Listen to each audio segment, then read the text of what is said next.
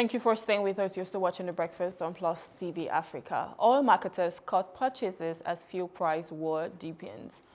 Oil marketers in Nigeria right now are reducing fuel purchases as price war between Dangote Refinery and NNPCL drives petrol prices down from 990 naira to 825 naira per litre. The ongoing competition, which began in November 2024, has caused marketers to lose up to 2.5 billion naira daily, prompting calls for a policy to regulate price adjustments. Amid falling global crude prices, marketers are hesitant to buy in bulk due to unpredictable price drop. The Independent Petroleum Marketers Association of Nigeria, IPMAN, confirmed that many are only purchasing short-term stock to minimize losses, while experts warn that continued instability could disrupt the market. Analysts predict that if crude prices keep falling, petrol could drop to 500 naira per litre, but any increase in global oil prices would drive costs back up. The price war highlights the challenges of deregulation as local refineries and importers struggle to balance competition, profitability, and market stability. Joining us this morning to discuss this is Nick Agule, is an oil and gas expert. Good morning, sir. Thank you for joining us. Good morning to our viewers globally. Good morning. All right, so this, for the consumers, for Nigerians, obviously seem like a good thing. If we have the prices reduced significantly, why not? And if it can even get to about 500 naira, why not? So it's something that is a hoorah for most Nigerians. But for the oil marketers, they see it as a huge loss. What is your reaction to this? Thank you very much for your question. You have laid the background very aptly, very succinctly. Yeah. That for us consumers, this is exactly what we want. We want this price war because it is this price war that is going to give us the best prices that we can buy petroleum products, given the importance of petroleum products in our nation's economy, because petroleum products are not only used for transportation, they are also used for power generation, for industrial purposes, and even in our homes.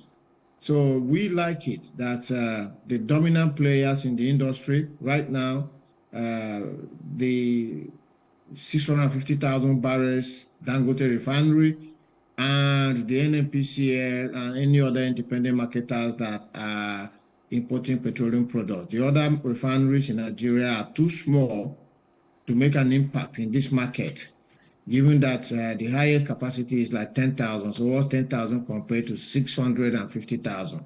So the price war is basically between Dangote Refinery, NNPCL, and some other independent marketers that are bringing in products. And we actually like this competition to continue because this is the competition that will lead us to paying fair prices. Now, the issue here is that Dangote, obviously, and this is what we have always been saying, has been selling petrol at probably super profit levels in terms of pricing. And, in order to muzzle the NNPCL and the other importers out of business, is dropping prices. So for the importers, it's bad business. For us consumers, is really good business and good news. But the matter here is that if the importers have been successfully pushed out of the market, we'll only be left with Dangote Refinery. And at that point, Dangote Refinery will no longer feel any pressure to reduce prices because he is now the monopoly. So what President Tinubu needs to do urgently, which unfortunately we are not hearing him do or even talk about, is to deal with the Nigeria's 445,000 barrels capacity refineries that are lying fallow now. We hear the NNPCL coming to make some statements and all of that, but we are not seeing a dominant supply of products into the market, because if there was from the NNPCL refineries, this news we are discussing today shouldn't have been that marketers have decided to cut down on their imports, we should have been talking about the NNPCL refineries fighting for market share with Dangote refinery. So President Tinubu needs to come into this NNPCL conundrum and take our 4 refineries away from the NNPCL and give it to the private sector who can do this for us, so that 445,000 barrels capacity can effectively fight a price war with Dangote 650,000 barrels capacity. And then it is at that point that Nigerians will actually get the right prices. Because I'm sitting here, Rume, I'm thinking we can actually do 500 to 600 naira per liter, especially now as we're speaking. Crude oil, I just checked the market this morning. Okay, it was like below $70 yesterday. This morning when I checked, it was like $70.40. The price of crude oil has come down from about the $80 level when Dangote launched to about $70. So the price of petrol should actually drop further than what Dangote is doing. So basically, I think what Dangote is doing is that he's dropping his price up to the point that he can push out the importers out of the market. But he's not really dropping it to where it should really be, given the price of crude oil at this point. I mean, he's a businessman, so of course he's in to make money, and that's the reason why he would be like, how much can I make from all of this? And, you know, even if I'm going to drive out the importers, but at least I'm still making some money from it. But if you look at the, you know, obviously you've spoken about the price of crude oil at the moment, and if it can drop down to 500, why not? But what is the sustainability to that? Because we've heard that if prices go up as well, that means the cost of fuel will also go up. How do we stabilize this in Nigeria right now? So if we are truly interested in a deregulated petroleum sector market where subsidies are no longer going to be paid, then we cannot stabilize the price of petrol, unfortunately. That is the reality. The price of petrol is dependent on the cost of crude oil. So if crude oil cost is stabilized, price of petroleum products will stabilize. If crude oil cost is jumping up and down as it is doing now, right now, the crude oil cost is jumping up and down because Donald Trump is making statements regarding tariffs and all of that, is what crashed the cost of crude oil from the $80 level to the 60-something dollar level. Why? Because markets are looking at it and saying, now that there is a trade war, it's going to impact production. Economies are going to become smaller and all of that. And then, of course, the smaller the economy, the less the quantity of petroleum products that will be consumed. So given that there will be less demand for petroleum products, the price of crude oil started to come down, right? Now, if, for instance, Donald Trump presses the brake pedal and begins to back out of this trade war and things are beginning to normalize, then the market will say, okay, fine. We expect economies to grow now. Trade war is getting over. Price of crude oil will start going up because there will be more demand for crude oil to support a growing economy. This is the way it happens. You know, if anything happens between Russia and Ukraine now, given that Russia is a dominant crude oil producer, something can happen. Given now that Donald Trump has ordered the bombing of the Houthi rebels who were preventing shipping from happening, you know, and now they open up the channel and the shipping is not taking place and crude oil is now being supplied more dominantly in the market, the price will come down. So the whole price of crude oil depends on forces of demand and supply, which in its turn depend on global events and the economic activities and projections that are happening. As so long as that pendulum of crude oil price is doing left up and down, so petroleum products price is doing up and down. That's what you see everywhere. Like here in the UK, where I'm speaking to you from, I mean, if you just walk down the street from where I am now, there are 2 petrol stations opposite each other. Number one, the prices can change on a daily basis. Number two, their prices are never the same. Those 2 petrol stations, I always look at them when I pass. Their prices are never the same. And let me tell you, Rume, this is what got me worried when I was in Nigeria in February. I was in Nigeria in February. In Abuja, almost all of the petrol stations were selling their petrol at 975 naira a liter. Then when I traveled to Makodi, almost all the stations were selling it at 1,010 naira. And I thought there is something that is not right here. There's an association. Right? Yes, because this is price fixing. Because if there was no price fixing, you will expect some differences in the pricing. At least it shouldn't be 975 exactly. It should be something like maybe 972, 973, 970, or even 980, whatever, depending on their stock. Where did they buy their stock? Which stock are they selling? Or they are just trying to cut a price to try and generate market business for themselves and all of that. For all of them to set in Abuja 975, look, Rume, means there's price fixing. And with price fixing, we will never get fair pricing of petroleum products. And it is something that the regulator must step in. The Nigerian Midstream and Downstream Petroleum Regulatory Authority, they cannot say they have not been seeing this. Neither can they say they don't go abroad to go and see how petroleum pricing is done elsewhere.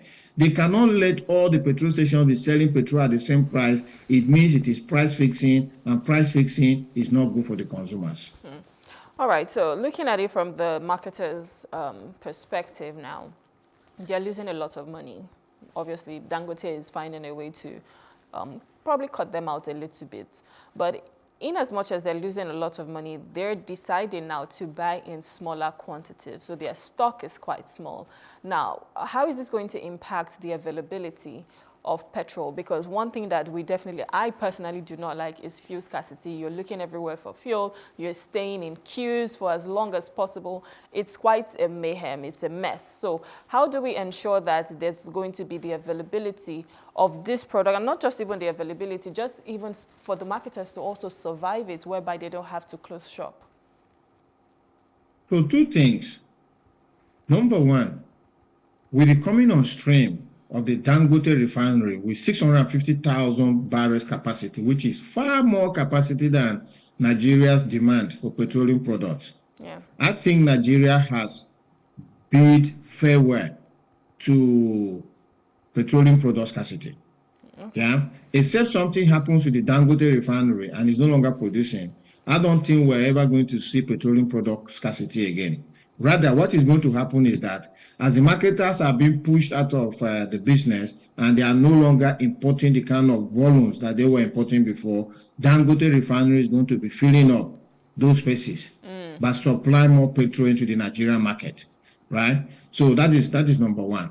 Number two, this is how economies grow. The marketers who have been importing petroleum products as a business, now that business has gone bad because there is a local refinery that is pushing products at cheaper rates into the market. Those marketers now need to begin to think differently their business strategy. And what is one way they can go is come together, pull all their capital together, and then start to build their refineries, right? They need to build their refinery because the competition has moved away from importation now to local refining. So if they want to still remain in business, let them start looking into building their refineries so that they can start to have the volumes that they can use in competing with Dangote refinery. But if they cannot import and they don't want to go and refine themselves, then they should start putting their money in agriculture. Because agriculture is even a better business than petroleum products. Because whereas today some people may not even bother to use petroleum products, every human being in Nigeria must eat food. So food is a better business, and we have the land, we have the climate, we have the workforce. What we lack is the machines in the farms that can boost food production from the subsistence level that it is now to industrial level where they can even start exporting that food. Because even here in the UK, as I'm speaking now, all the UK citizens, about 65 million of them are going to eat food today. And they don't have the land to produce the kind of food. So UK dominantly imports food food and fruits and everything from around the world. So that's a very good business for them to do as well. I'm giving them free advice. I'm giving them consultancy without charging a fee. I like that. Good consultancy. All right, so Yeah. a lot of people have obviously called for policy reviews when it comes to the pricing. What kind of intervention do you think would be necessary at this point to ensure that, you know, the price is stable, there's some level of stability in that, the fact that we can obviously have this product available and distribution is better? What are the interventions that you would love to see? So one thing, any intervention, say by the government, to regulate prices will involve subsidies. That's the fact. So except we're deciding that we want to go back to the subsidy era. Otherwise, what the government cannot do is to tell people at how much they will sell their products. Because at how much they will sell their products is dependent on the cost of either refining it or importing it and then adding some profit margin to make a return, right? You cannot expect someone now, say Dangote refinery, let's say for example, he refines his products at maybe 700 naira a liter, and you want him to sell it at 650. He's going to make a loss. So that's not going to happen. Someone imports and lands their product at 800 and you want them to sell it at 700. It won't happen because that's a loss. So that is one thing. The other thing, however, is that the government has a supreme duty to protect the Nigerian consumer. So it is the government's duty to ensure that, number one, the quality of products in the market is right. Then number two, the price is right. The government should not allow like this price fixing that I was talking about with petroleum products. I don't know what is happening in Lagos, but what I saw in Abuja is a clear indication that there's product pricing fixing. Government should not allow that. The government should not allow someone like Dangote refinery to make super profit on top of Nigerians. Look, the regulators have the powers to go into Dangote refinery and say, show me the cost. Show me the cost of your refining. How much are you refining a barrel, a liter of PMS, for instance? And if Dangote shows and say it's 600 naira, then why are you selling it at 800 and something to Nigerians? You know, a government has the powers to do that, right? Especially now that Dangote is attaining monopoly status, the government watches a monopoly very carefully to ensure that the monopoly is actually not making super profits at the expense of Nigerians. Because look, the cost of petroleum products has gone high and the cost of transportation has gone high. So Nigerian workers are paying so much for petroleum products. Look, my daughter, I'll just give you a quick example. My daughter, I can feel her, she's already getting ready upstairs. She will soon leave now and go to work. She's a teacher at a primary school. You know, her bus fare to work is £1.75. Then another £1.75 to come back. That is £3.50. So for 20 days in a month, her transportation cost is £70. But she's earning £3,000. So just look at £3,000 and £70. Whereas in Nigeria, workers are paying more than 50%. Yeah. Of their earnings on transportation. So imagine my daughter paying 1,500 only on transportation.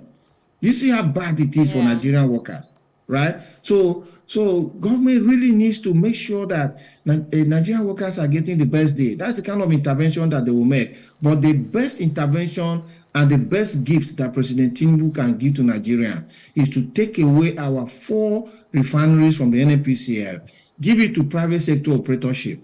That way, the refinery will belong to us, the crude oil will belong to us, and then we can refine it and sell it to Nigerians at a price that will make these things just stabilize and at a price that will make this cost of petroleum products and hence cost of transportation and cost of power generation to crash. That is the best deal for us, Rume. Yeah. Well, I mean, hopefully we want the price to crash. As a consumer, that's definitely something I would love to see. And if it can go below 500, in fact, if it can go 2023 when subsidy was gone, why not? So people or analysts have already suggested that if the price of crude continues to drop, we might see fuel price go as low as 500 naira. How realistic is this? Is this something that we might see very soon? Or is something that we just have to hold our breath and say, what if it doesn't come? That's fine too. And what advice would you give to marketers at this point? And even the consumers, what should we be looking forward to? So if the cost of crude oil drops, it is expected that the cost of petroleum products should drop. Okay. But that can only happen if there's competition in the market. And that's what we've been discussing about here, because without competition, let's say, for instance, now that Dangote is successfully pushing out competitors who are importers out of the market, let's say the price of crude oil now drops to $60. He can as well keep his price high, because there's nobody that is putting products in the market that will force his hands to cut prices. You get what I'm saying, right?